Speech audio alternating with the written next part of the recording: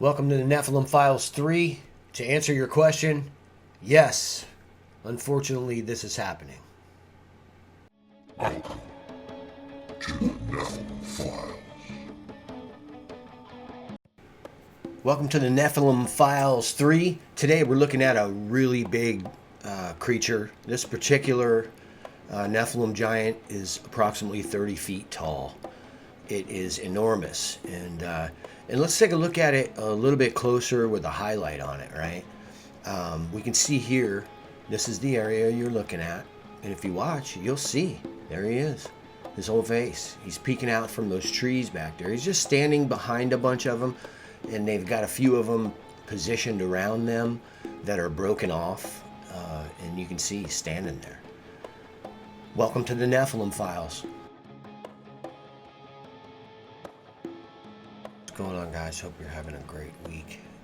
We're looking at a really big sasquatch, and it's in this shot here, and I'm actually looking further in this direction off the screen here, but there's a group of them slightly to the left, and there's a couple of really enormous creatures in here, and we're taking a look at one in particular. He's right in the center, standing there. And they blend in so good. The shot's actually extremely dark, and I've highlighted it so that we can see this guy's immense got that big sasquatch nostrils. You see that? And then the square eye areas right here, and you can even see this thing's mouth, and it's like flexing its nose and its forehead at the same time. And there are other creatures with it, which is really fascinating. If you take the time to look at what's in this, you're going to see this is a group, and this appears to be the big boy of this particular little thing, man. He's standing there looking at us. He looks a little concerned, like he's got a little smug look with his nostrils flared, like kind of concerned. Got that little upturned thing going with the eyebrows. We can see this appears to be that mohawk I've been seeing. It's a slightly different color than the rest of the hair, but it does appear to be like a mohawk, and you can plainly see it's like wham, jagging up as it goes back on the head. It's fascinating. But look at that, man. How big is he? Well, look at this thing. Oh, man. And these are great shots because, and now I've had to filter the light on this, but I mean, these are incredible. But just to get to these guys is a miracle. Let me show you what we're talking about here. This is what we're actually dealing with. You can reset that. Here we are. That's the actual shot. Now we go back and turn our settings back on, and we're looking at him again. The big nostrils, the concern, the huge head, little rooster tails going on there, and boom, we're catching this weird type creature with these nostrils right here, big nasal passages that come off of a very slender looking head. Not sure what the hell that is. It's a side view of something that's, because they line up. They'll line up. And we've got this nose right here on this guy. Looks like troll nose. Very strange looking creatures. Nephilim Files.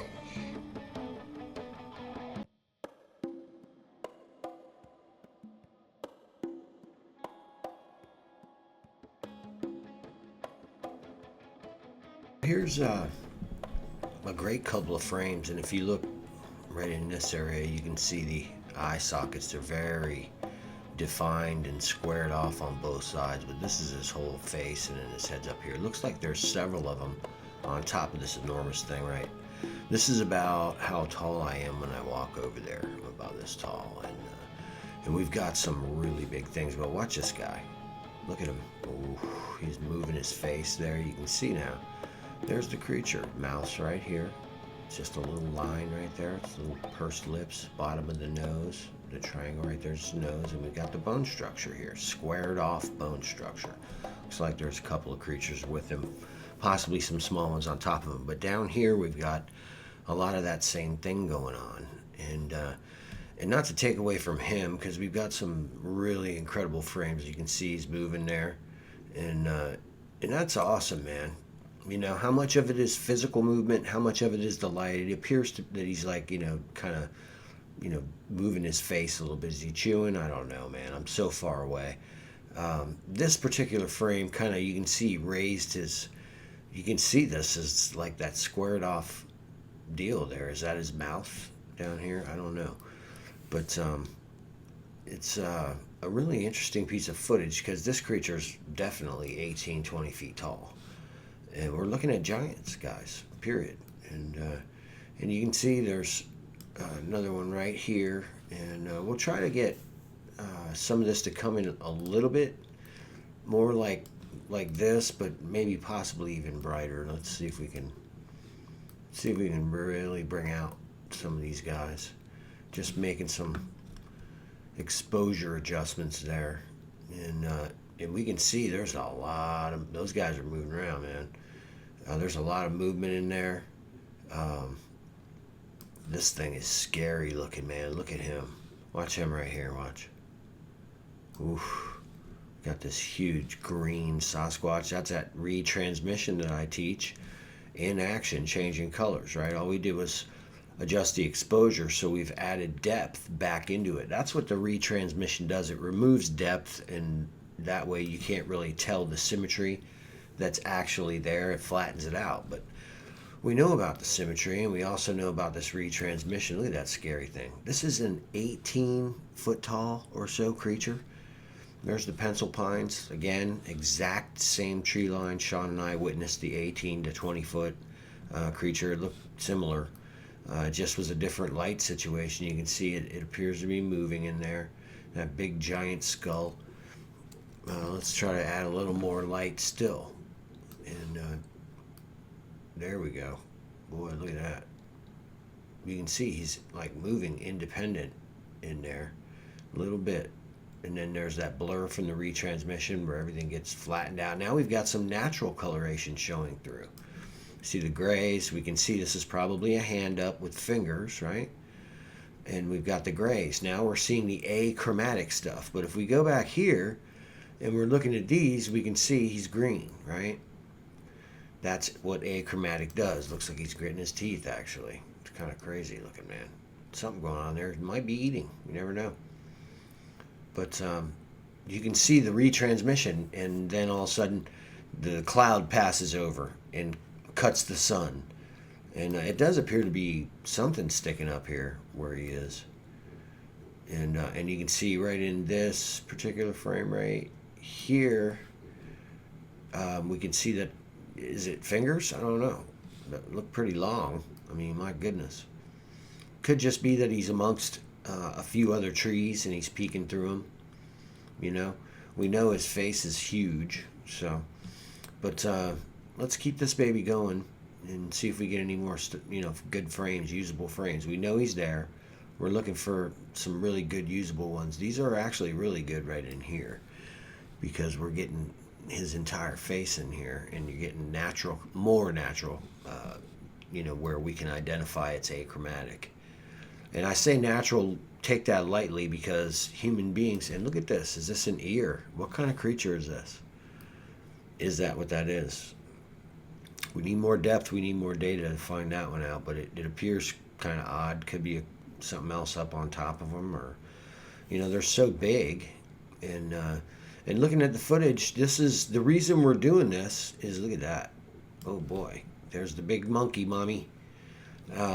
You can see the gray skin there, and of course you saw it green before, but there's that big gray achromatic monkey. Is this fingers? I don't know about that, man. They seem pretty big. They don't appear to go all the way up, so I'm going to say that I don't know what the hell that is, but broken off trees, possibly.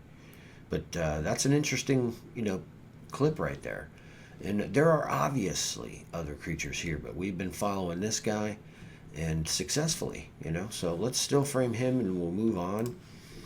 And so how does this really affect, look at him, really affect what I'm going to do when I go in? Well, I know these places intimately from hiking, so I know exactly where these creatures are. And what this tells me is they're trying to stay ahead of us, and they're watching us in our approach to the areas from the heaviest parts of the tree lines that are in front of us as we hike, right? And then they retreat into those, into that part of the forest. And look at this over here, and got some really interesting stuff going on. And then they retreat to the next tree line. We pass in, we come through to another prairie, they're on the other side already. So they're moving actively through the forest. With this knowledge, that gives me the ability to plan things. This is indeed what's happening. We look at this achromatic thing and how the colors change. Watch that area right there. Look at that. Look at the drastic color change. That's 1/160th of a second. Just one frame. Boom. You couldn't even tell that wasn't a part of the forest, right? It's really what's causing it. We got brow, his whole face, man, and there's probably something on top. But let's take a look at something else. So this is the basic, layout of how I'm finding these guys, and you can see he's moved into place, and then we get his face, and then there's plenty of other movement, and we can see that there's something in there moving around, and then it appears to have the face, the big elongated face of one of our subjects. And right there, he clearly moves to his left. Like you can literally see him. Boom, he's moving to his left. Here's his eyes. Here's his nose. His big, long upper lip. And his mouth. We've got this head, and he's peeking out on an angle, watching us as we approach from this far away. So how does that affect our perception of how big this is? Well, these are around 80 feet, 60 to 80 feet. This creature is approximately 18 feet tall, and it's in the exact tree line that we saw the one with Sean, where I was looking at this thing, and it did exactly the same thing as this. It was behind the pencil pines, and it was looking out at us, but it was standing straight up, and it was actually much higher than this when it was straight up. I'm assuming since he's bent over or leaning that he's hunched over, kind of, not trying to stand up, and that's what it looks like. You can plainly see this creature's entire face, and you can also plainly see that there's movement right there. That's him, shifting position, looking, it appears, to his left, as another creature pushes in lower than him. So they're literally pushing each other out of the way to get a look. Let me take a look. No, me. No, me. The guy on the bottom's right here. We can see his squinting eyes. And then this is that nose that we talk about, the wide nostrils. His mouth's down here. And we've even got the hair where we can see the fuzz. There's a shifting color. This guy, the big one, came up this way, right? Look. Boom. There he is. Now, that's in reverse. So here's forward. Boom. This guy pushes his way in, this guy moves that way. But listen to the speed of this now, okay? Because we're in between frames at 60 frames per second. So this is one frame. Okay, so they shift and we get a look, but it's literally 1/60th of a second. So how fast are these creatures that we're talking about? Well, what most researchers don't realize, and what they're in for, is that these creatures appear to be both camouflaged to a degree that human beings have a great deal of difficulty understanding that they're even there. They just feel uncomfortable, or even not feeling uncomfortable. That doesn't mean that there's not something watching you. It just means you're oblivious to it. In the end, we have these situations where now we're learning how fast the creatures are. And this is something that we've been aware of for quite some time because we've witnessed it with our own two eyes. But you can plainly see that that is one frame, 1/160th of a second, that creature turns its head. Now, if you're standing there watching it, it appears to be having some type of seizure.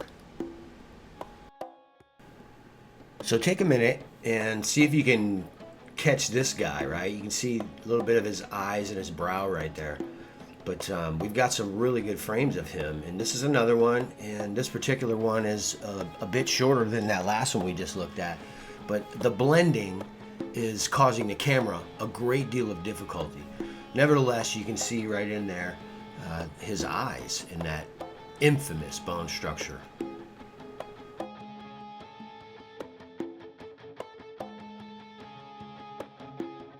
What's up, guys? Don't forget to subscribe and get all notifications to the Nephilim Files on Crypto Reality YouTube. Join us on Patreon. Okay. How's everybody doing tonight? Welcome to the show.